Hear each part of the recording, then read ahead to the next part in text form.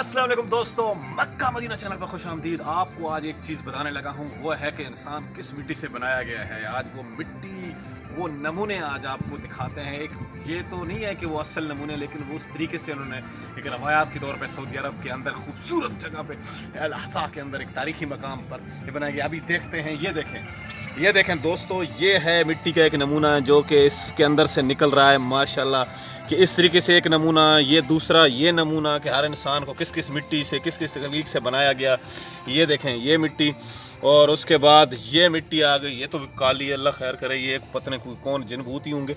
और ये है मिट्टी दोस्तों जिस मिट्टी से तख्लीक किया गया। और उसके बाद है ये मिट्टी, यानी कि ये मिट्टी एक हो गई, उसके बाद दो, उसके बाद तीन, उसके बाद चार।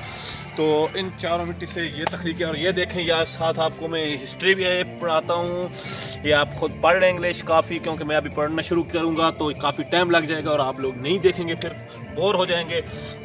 तो आप स्टॉप करके वीडियो आप रोक के देख रहिएगा। तो ये है दोस्तों मिट्टी, जिन नमूने जो इंसान को जिस तरीके से बनाया गया।